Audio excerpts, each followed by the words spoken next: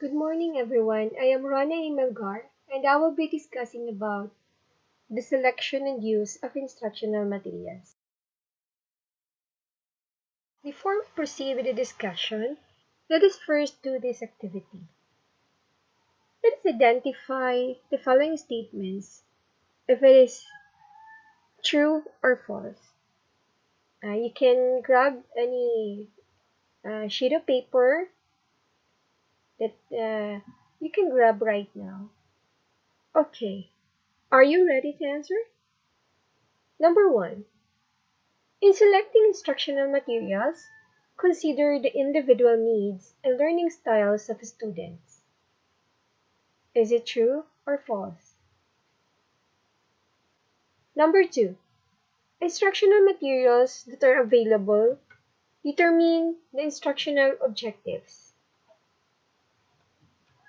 Number three, bright and dark colors of instructional materials hampers facilitation of the teaching and learning process.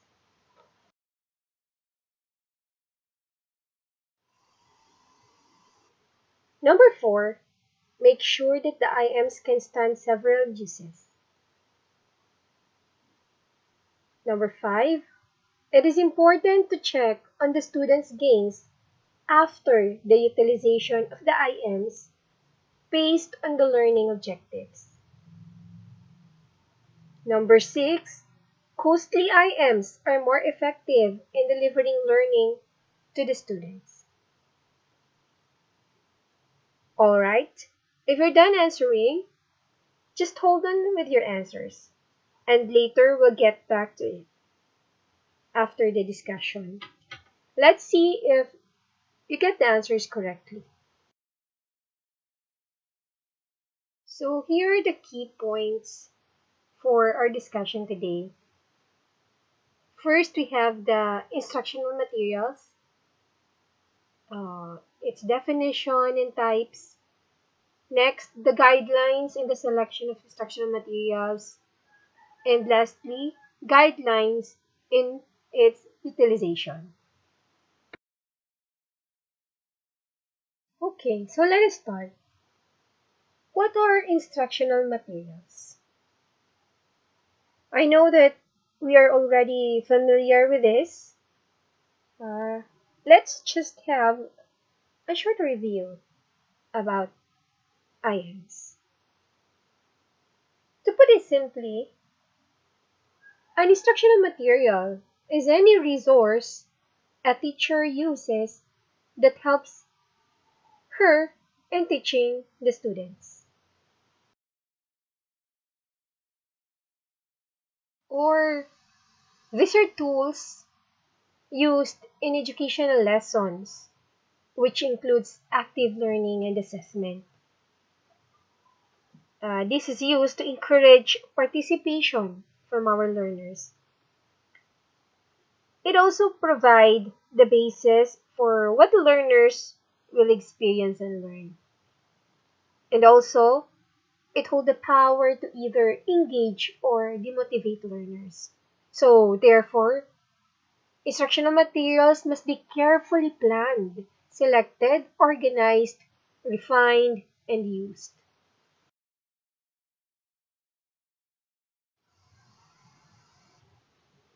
IMs can be classified into two types. We have here the traditional and the innovative resources. What I have posted here are just some of the examples. I know that there are still lots of IMs that we had used when we had a face-to-face classes, and we also can include the materials that we have been using at present, having the blended learning. For the traditional resources, we have textbooks, workbooks, supplemental reading materials like novels or poems, and graphic organizers. For innovative resources, we have podcasts, screencasts, educational videos, educational posters, and the open educational resources. We may also include here uh, the self-learning modules and the learning activity sheets.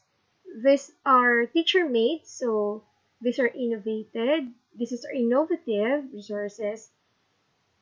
However, I won't be discussing each of these materials since this will be discussed further by the rest of our team members.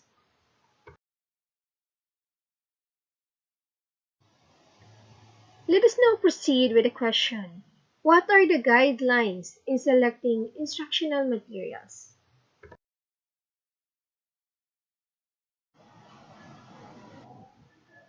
These are the guidelines in the selection of INs. First is the size. Is the material big enough to be seen by the farthest pupil? Is it visible enough? We must always take into consideration our learners with impaired vision. So we are referring here to visual materials, similarly to printed resources. Another is the question is relativity of size of pictures observed when it is viewed with other pictures or objects. For example,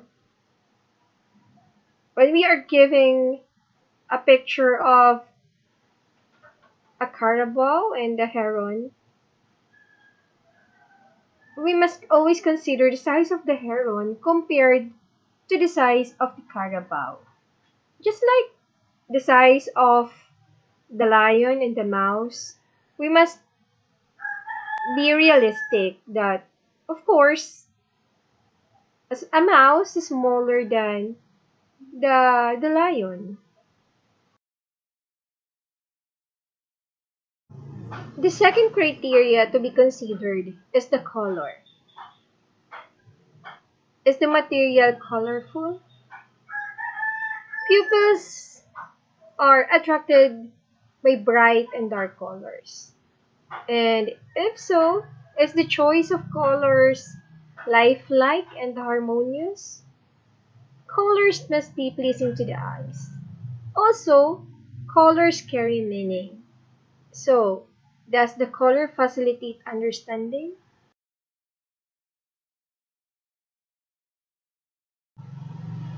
Now, let us continue with the third guideline, which is durability. Can the material stand several uses? Or simply, can it be used over and over again? We should be able to maximize and optimize the use of our resources. Dapat hindi siya marupok. Dapat ito ay nagtatagal at hindi panandalian lamang na isasantabi mo na lang pagkatapos.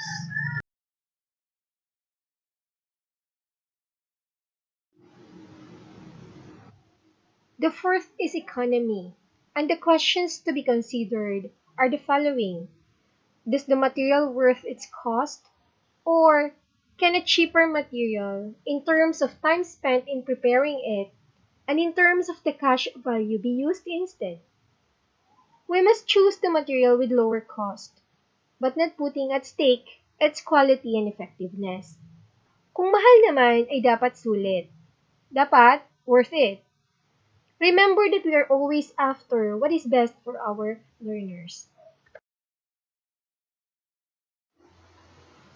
Next, make sure that the materials are easy to handle. Is the material light and easy to manipulate? Is it easy to put up and to be stored for future use? Piliin mo yung magaang dalhin at hindi ka papahirapan. Hindi hassle, yung hindi ka mai-stress. You will not have the problem of using and keeping it. It should also be accessible for the teacher and the students. Easy to reproduce and readily available. Naandyan lang kapag kailangan mo. The sixth is relevance. It must answer the questions: is the material up to date? Is it related to the lesson in particular and to the specific needs, problems, and experiences of the learners? The material should consider Gardner's multiple intelligences and the diverse needs of the learners. The teacher must provide a wide range of materials that will enrich the instructional objectives, wherein the instructional objectives serve as the basis in the selection of IMs and not the other way around.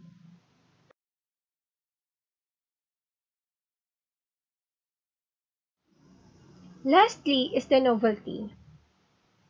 Does the material possess an element of newness? Can it arouse the curiosity and the sense of discovering the learners? The material should let the learners think critically, think outside the box. It must spur new ideas to the learners.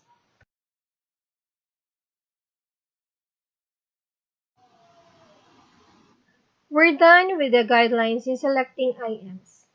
Let's continue at the guidelines in using instructional materials. Number one is learn how to use the IM. Before using the IM, make sure you know how to manipulate it to obtain the desired product. Listen to the record or view the film ahead.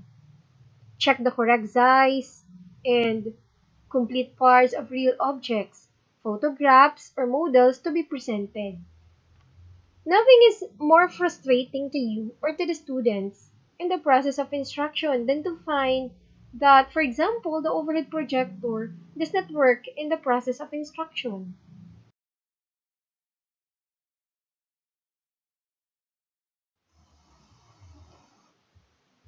Next is you prepare introductory remarks, questions, or initial comments you may need. You don't just play a film or present a graph in front of the class. Of course, you have to establish understanding. Make sure to spur their interest first. Next, prepare a conducive environment.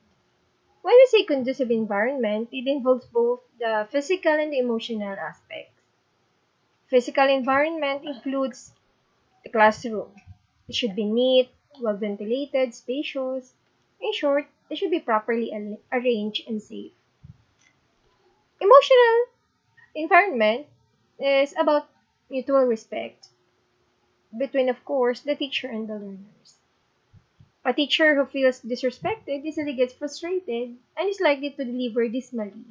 Similarly, a disrespected learner disengages himself or herself from the learning process. The learner should feel relaxed, respected, trusted, accepted, and safe when his or her teacher is around.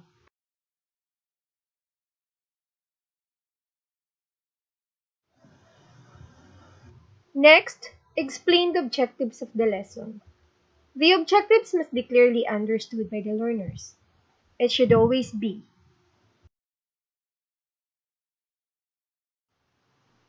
Fifth, stress what is to be watched or listened to carefully.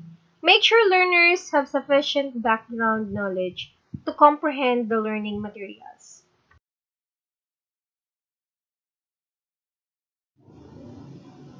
Next, state what the students will be expected to do with the information they will learn. They need to understand the material carefully because a discussion or a test may follow. You need to set a direction for them on where to go.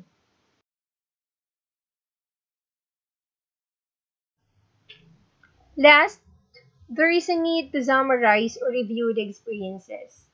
Prepare measures that can evaluate their learnings based on the objectives, and it is another way of assessing if the materials used were effective and that served its purpose.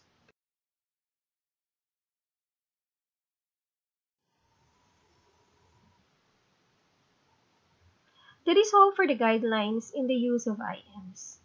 All I have discussed was focused on a classroom setting, face-to-face mode of learning. And currently, the whole world is facing this pandemic, and we in the education sector feel its fangs deeply. In relation to my topic on the selection and use of IMs, apparently, most of us come in contact with our learners only virtually, through FB, text, or through their modules. Glad for those who can conduct lessons or monitor their learners through Zoom or Gmail. But let us try to answer this question as my way of presenting the problem. Though, obviously, you know the answers already.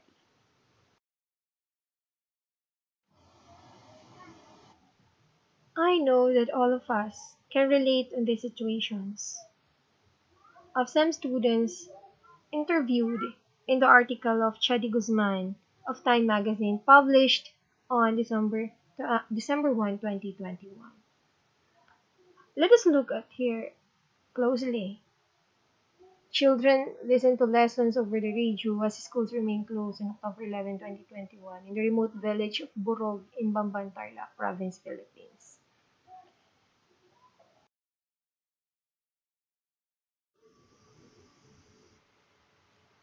And another is this grade 8 student, Carlin Caparas, wherein she views lessons on her phone with a cracked screen while studying at home as schools remain closed on October 13, 2021 in the coastal village of Pamarawan in Malolos, Bulacan Province, Philippines. We can see that learners struggle with learning without teachers, and that answers the question posted. Since the public school shuttered last March 2020 because of the pandemic, we are forced to resort on online platforms, educational TV and radio, and printed modules. But would this be enough when we are faced with the problems of lack of resources and social inequalities? May I leave to you these situations to ponder on.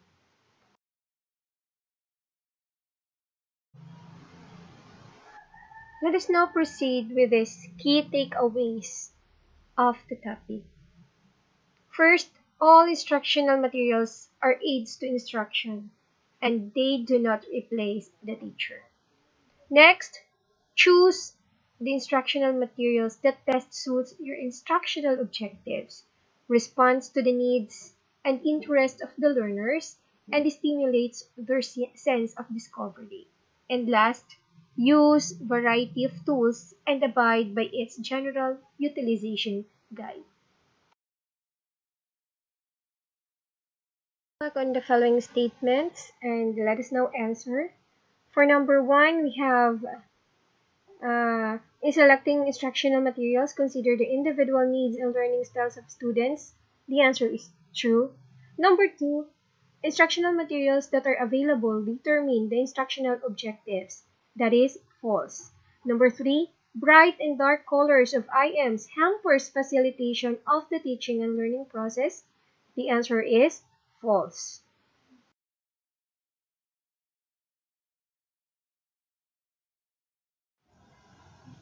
For number four, make sure that the IMs can stand several uses. That is true. Number five, it is important to check on the student's gains after the utilization of the IMs based on the learning objectives. That is true. Number six, costly IMs are most effective in delivering learning to the students. And that is false.